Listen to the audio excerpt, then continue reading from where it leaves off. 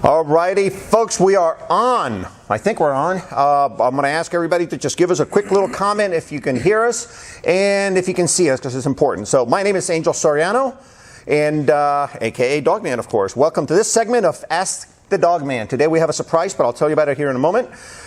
This is the show where we address behavioral questions, training questions, and today we're going to address even more so. Okay? How often do we do the show? Right now we're doing it every 2 weeks. That's going to change, folks. How it works is that as you think of questions, just put them in the comment section, and then we get to read them, and then we pick on you, and we say, well, let's try to answer this question, maybe not. Okay? So that's how that works. And again, put it in the comment section, and we'll get to them as we see them. Those that repeat end up getting a lot more attention from some of us.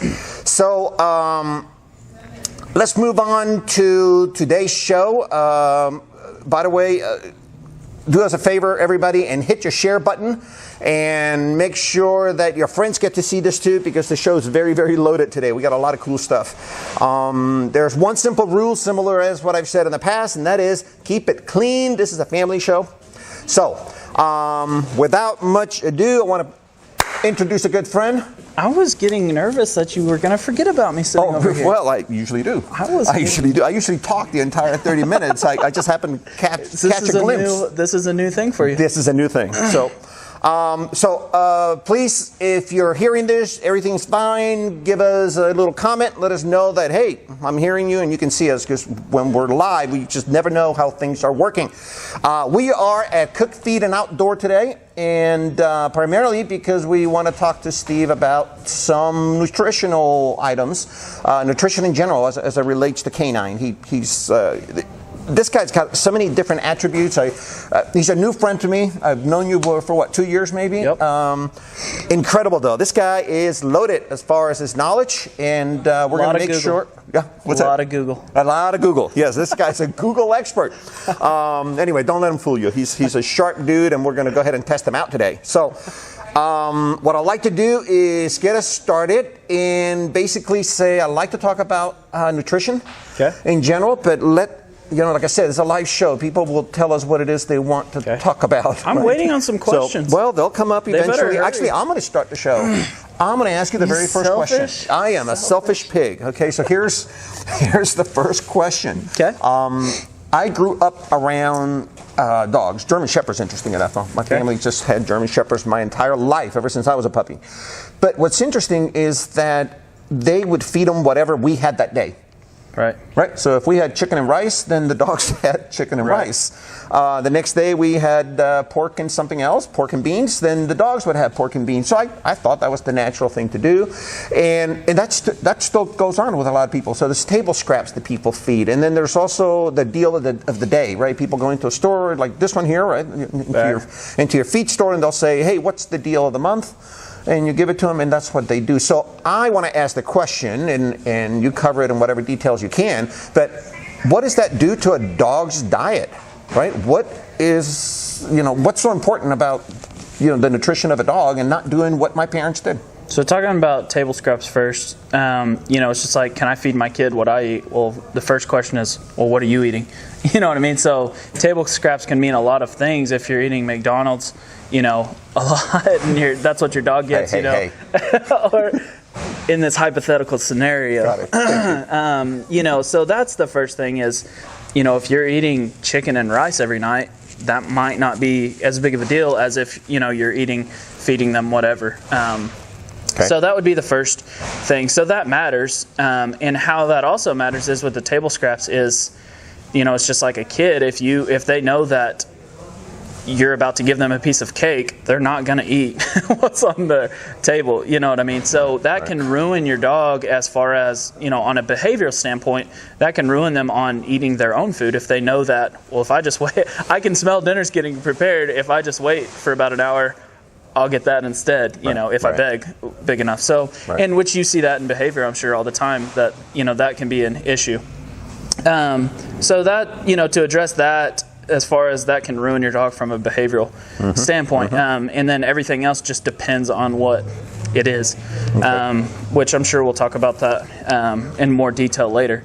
And then the deal of the day, we have deals on dog food here And it kind of goes back to the same question. It depends on what the deal of the day is. If it's a $10, $12, $14 bag of dog food, more than likely, unless it's an insane deal, it's going to be, a first ingredient of a very cheap ingredient like corn or something like that won't be super digestible for the dog versus a meat-based feed. Because you'll see a big price increase with the quality of ingredients.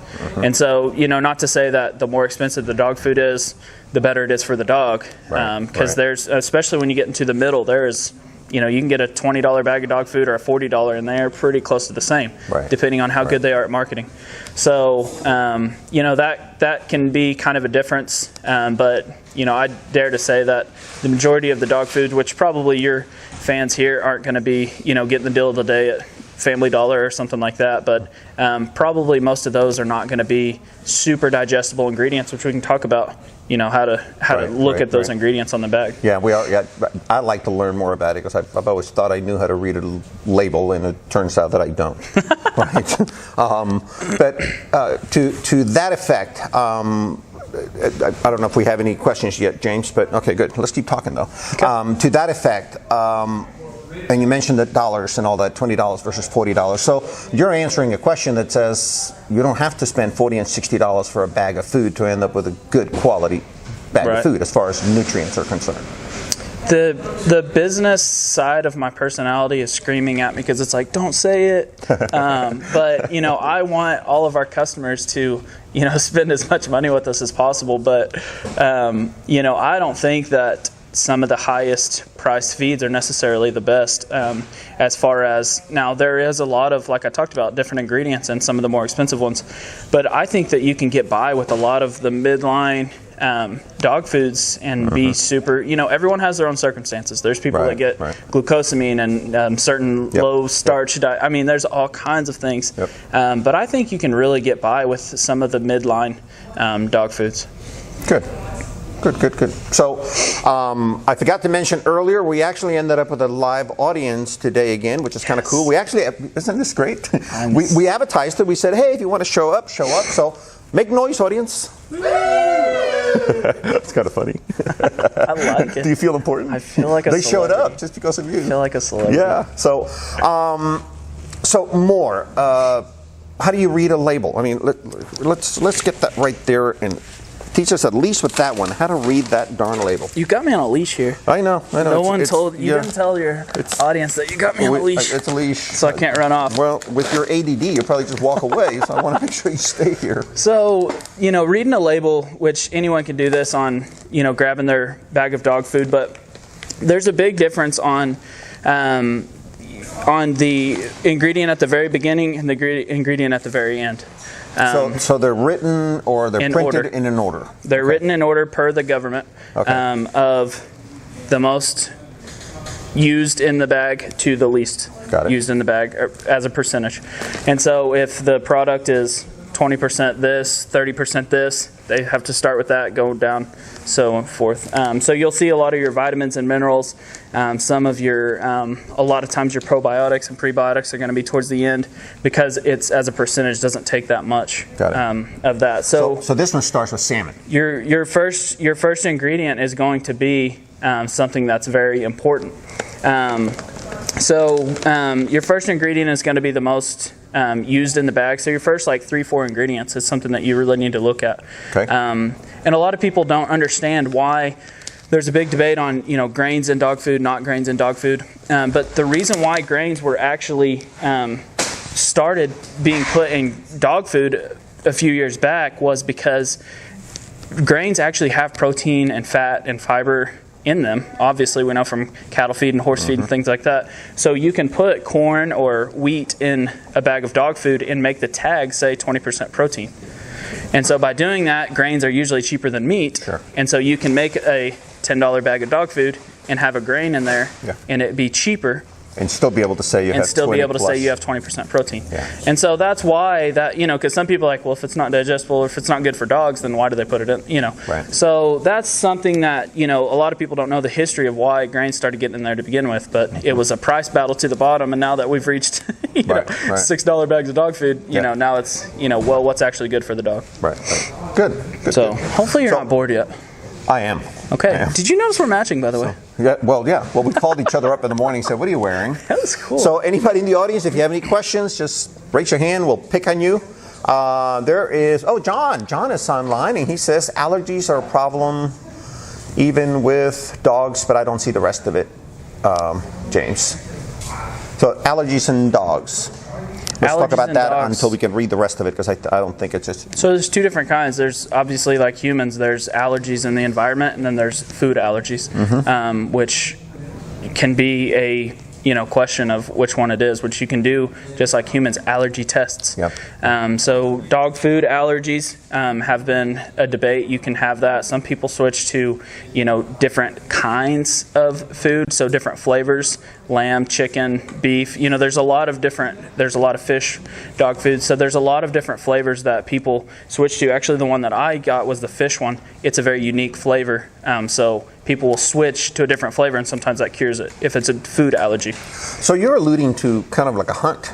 You basically say, "Hey, my dog's got an allergy. Let me try this one." Maybe something, if it doesn't work, then you would hunt. And for obviously, the easiest deal would be to get an allergy, an allergy test. But sure. I mean, that is an easier way to, right. try that. But then there's also, I think, a lot of people don't think about there's actual environmental allergies. Right. We were just talking earlier. There's grass allergies. There's pollen. There's springtime. They can have allergies, and they're itching and everything, and you don't think about. Sure. They're just like human. You can have allergies in dogs. Yeah, even parasites, right? Right. They may have a single parasite, and if they've never had it before, they'll have allergies to that. Yeah. Right. So. Yep. So that can be something that is an issue. Okay, that's interesting. So John, I wasn't sure whether we answered that because I couldn't read the rest of it. So if not, type in again. Comment again and say you're mad at me. That's right. Yeah, if we didn't answer it, he's the one that didn't answer it. Sorry, John. Is there a real difference in expensive food and cheap food? I think we kind of covered that a little bit, but maybe you can say it in different words. I don't know. Yeah. So I mean, like we kind of talked about, the first few ingredients is probably where you're going to be able to say, that's why that one's more, expensive or cheaper or whatever. Right. So that would be the first thing that I would look at. If the first few ingredients are probably the same, I would, dare to say that you might be able to get by with a better, cheaper food if it's got close to the same ingredients. Sure. So that is definitely something to look at, though, because not all Go ahead. tags are the same. So you're alluding to, now you have to study these labels, right? You do that in human food anyway. If you're smart, you just sit there and compare. And there's people that don't want to do that, but that's why they come in the store and ask us. Sure. They say, this is what I'm feeding. What could I do better? What's the problem? Yeah. So there's people that's a great idea, but you're really all saying, the lazy people come on in. Yeah. We'll help you. So we have a direct question there from somebody. Susie, she says, how good is Nutramax? Man. You probably don't want to talk about specific. I'm not I'm not, as you know, if you look up dog foods, we Google dog foods all the time here at the store and do exactly that.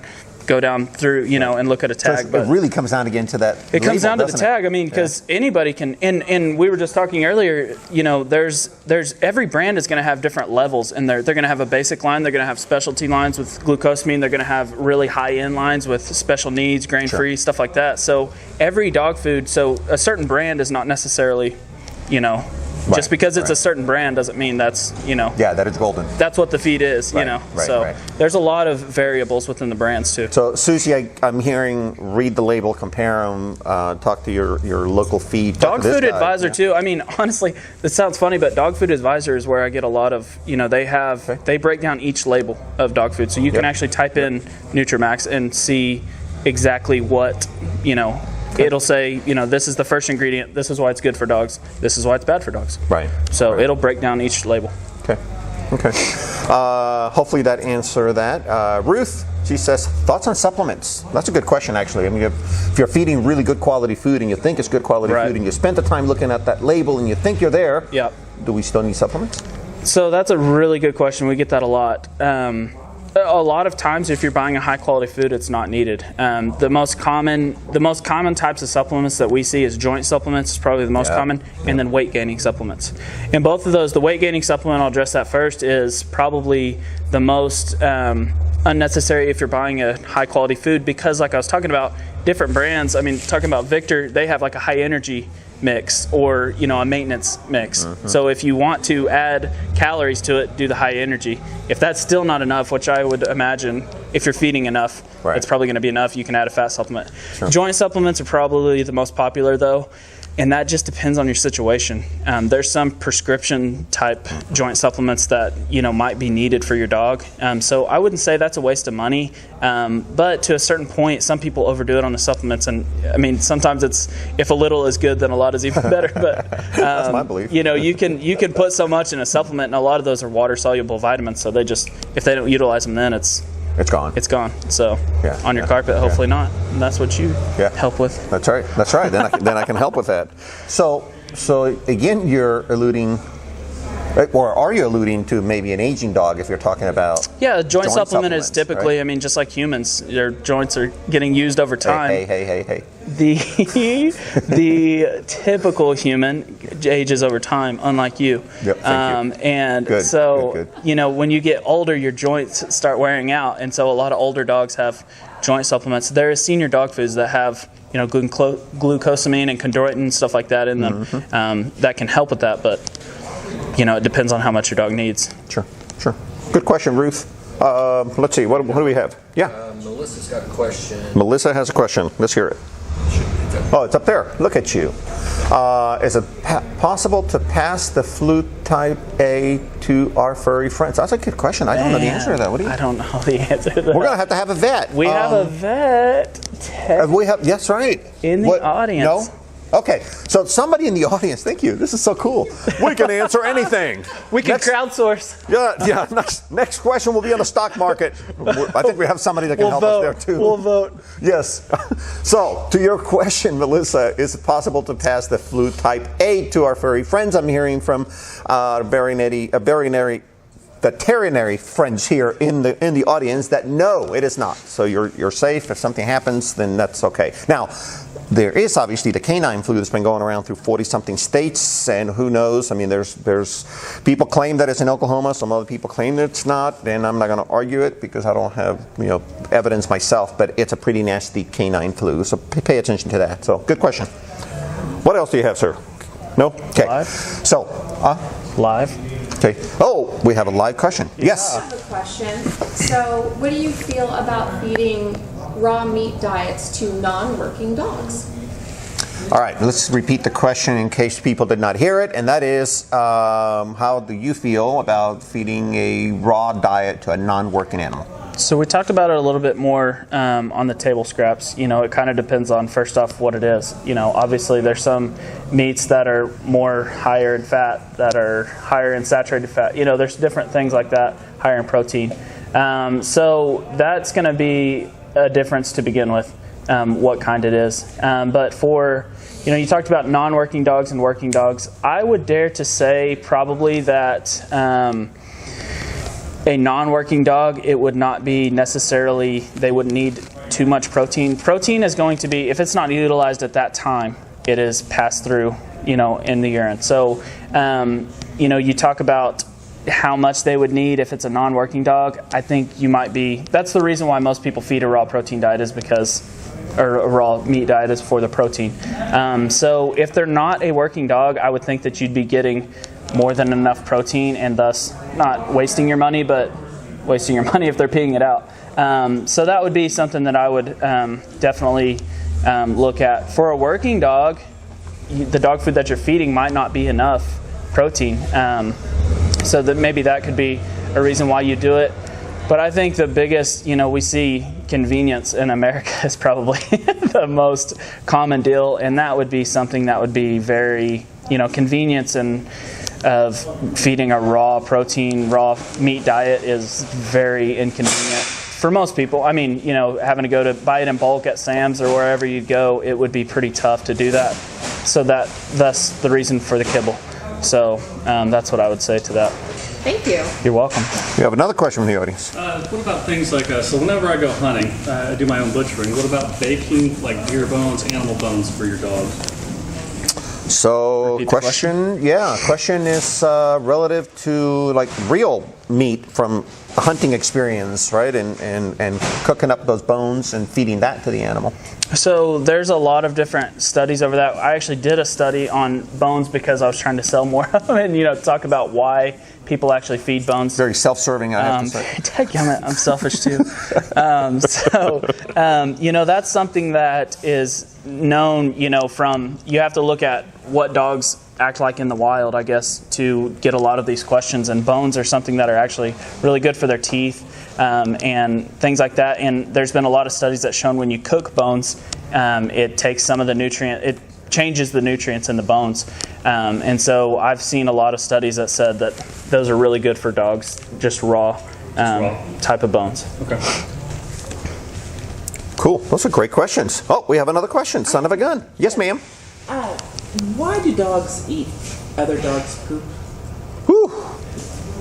Is this behavior or nutrition? It's probably both. Repeat the question for the... Yeah, so the question is, why do dogs eat poop?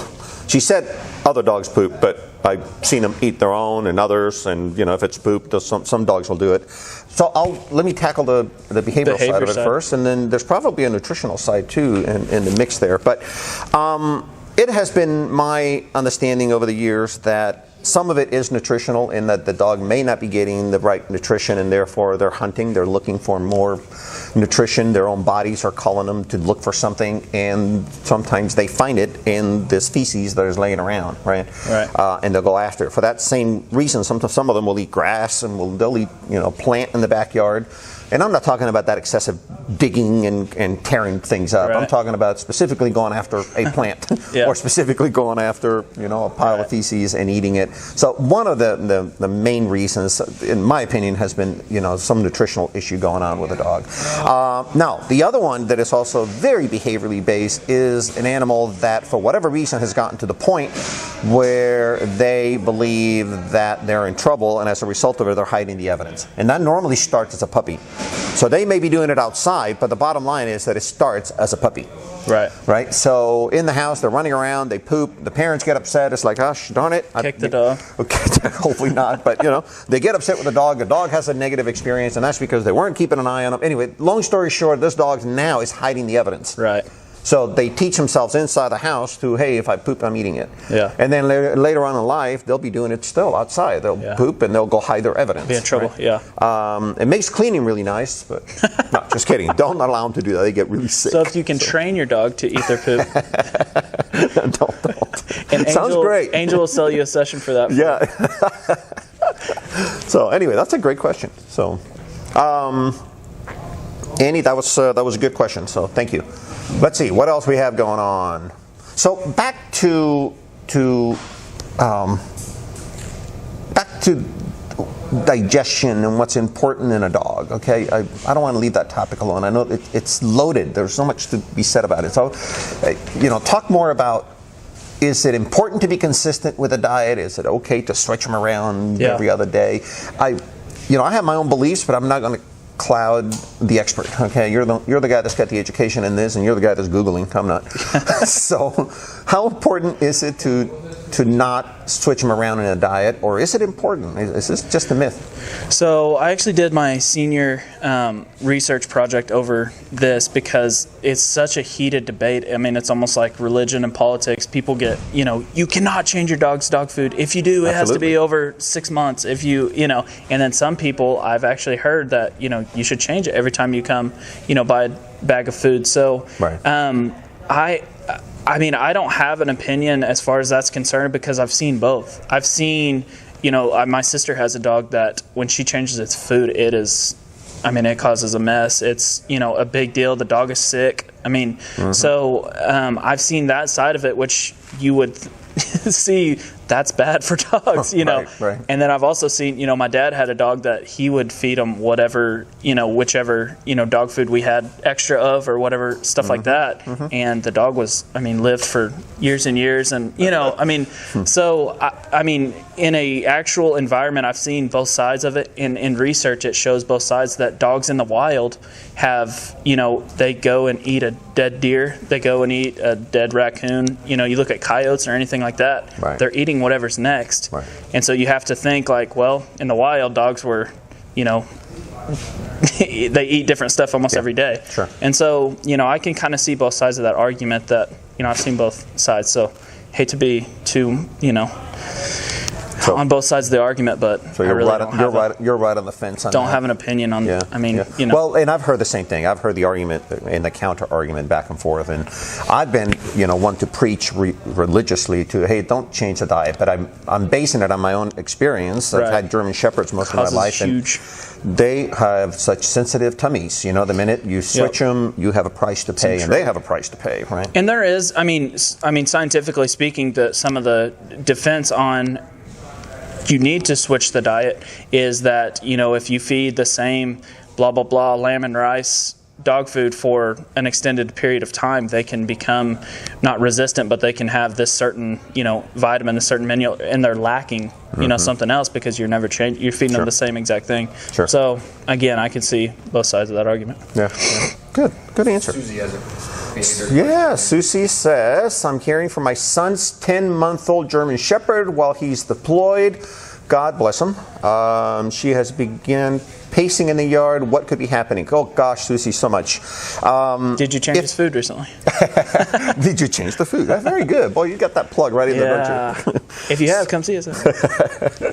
So, okay, so behaviorally, a whole bunch of different things could be going on. If this dog had a really good, tight relationship with your son, then, animals will miss their humans, okay? It happens when humans pass away. It happens when people go away on a long trip, as your son just did. It happens, and they feel that. And as a result of it, they start picking up different behaviors. The pacing is just one of them that could be going on. How do you get around it is probably a question that I would pose, or an answer that I would pose. Probably and what she's looking for. What's that? I said, yeah, probably what she's looking for. Yeah, how do you get around that would be the better deal, and that would be keep the dog busy. German Shepherds typically are really high energy animals, so if that's what's going on, get busy. Act like your son. If your son was playing a lot with them and doing a lot of things with them, then let's do the same thing. Get a ball, get a cone, start throwing it. Just give the dog a job. It doesn't have to be a very serious job. It could be just, fetch back and forth, but give him a job to keep him busy. And some of that, if not all of that, pacing is going to stop. Now, it doesn't stop or it doesn't change the fact that he's missing your son. Okay, that's his buddy, and they're missing each other, and that happens. It happens with your dog as well. When you go to work every day, they miss you for that 8-hour trip or 6-hour trip or whatever it is. So, anyway, that's a good question. Terry, hi Terry, this is so cool. Please discuss the many jobs a dog can be trained for at Canine and why training with the pros necessary. Terry, that would be self-serving, and in this show I didn't want to do that, but gosh, since she said. She asked you to plug. I guess she asked me to plug. Anyway, I'll answer the first question, and that is that a job is super important for an animal, right? No matter what that is. It doesn't have to be very serious, I mentioned earlier, but give your dog a job. They were all bred to work, by the way. No matter what breed you have, they were bred to do something for a human being. So keep them busy. Do something with them, okay? And yes, on the self-plug, thank you, Terry. We can help you with just about all of that, as Steve can help with all the nutritional stuff. So anyway, but thank you for your plug, Terry. I do appreciate it. We are about a minute away from finishing, so what do you think? I think we're a little bit out of time. I like to respect people's time. Any more, we'll have to charge you. Yes. Oh, God. Really? I'm sorry. That was aggressive. Yeah, that was very aggressive. Yeah, boy. Talk about being self-serving again. So, thank you, Steve. Thank you. Yeah, this is cool. Yep. This is cool. I've known this guy for about 2 years, and it's always it's always a surprise. No matter what we do together, it's always a surprise. So, not necessarily a good surprise. It's just a surprise. Sometimes it's a wreck. Yeah, it's a wreck. Yeah, like this one. It's been a wreck. So, how do people contact you? How do talk? So we've got a feed store in Yukon and Oklahoma City next to Remington Park. We don't only sell dog food. I mean, we sell pretty much all kinds of different feed. Dog food, especially at Yukon, is probably over half of our customers buy dog food. So we have a big selection, different brands, different things like that. And then the Oklahoma City store, we've got it over. It's in Northeast Oklahoma City. So cool. It's the easiest way to find us. Website? We've got a Facebook page, Cook Feed and Outdoor. Hopefully it's tagged on here. Yes, it is. And not the one in Louisiana, James. We did that on accident once. That's funny. So That was a wreck. Funny, and That they was a said wreck. They said thanks. So got a Facebook page. We're very active on it. I do a few camera things on it as well. So Yeah, Steve has horse show. A horse show So that he does horses. almost every So week. equine science was my main thing. I do a lot of stuff with the horses. So that's a show that we have, and it's the same thing we're doing here. It's over nutrition, it's over training, it's over different kinds of things. So I think Angel copied me on. Yeah, yes, as a matter of fact, I did. Yes. So, well, cool. Friends, remember where you got this knowledge, this information. We all do it for, a little, tag here and a tag there and a shake and a like. If you need feed products, come see this guy here. He'll take care of you, or talk to any one of his guys. He does pretty good training. And if you need dog training, then come see us, obviously. So we'll be back in about 2 weeks again, just like we mentioned last time. This time we're going to change the schedule, so make a note. We're trying to change when we do this. And so we're going to try a Tuesday evening at 6:30, and I think that's January 30th. So let us know. That's going to be our next show. We'll do an announcement like we normally do. If you like this segment, tell your friends, share it, watch it. Go to Facebook Live next time and watch it again. Go to YouTube. We're going to tag it in there. Let's see. Oh, by the way, you were gracious enough. Steve was gracious enough to give us a bunch of answers, rightfully or wrong or whatever. So next, this is Steve. Somebody will probably prove me wrong. I'm sure they will. They do that with me all the time. So, Steve, this is the part of the show where you get to ask a question of the audience, and then they get to write back in the comments. So how can you profit from our great audience? I think probably the biggest question and things that could be debatable is, what do you feed? What kind of dog food do you feed? And I guess more importantly than that, what do you like about it or dislike about it? So, the Nutra, question, I feed this and I don't like it because the price. I do like it because, this or that. Fair question. We can talk about it. Yeah, fair question. Put it in the comments section. He'll appreciate it. I'll appreciate it. This is Angel Soriano, a.k.a. DogMan, with Steve Cook here on my right, barking back at you from Cook, Feed, and Outdoor. You asked, we answered. Thank you.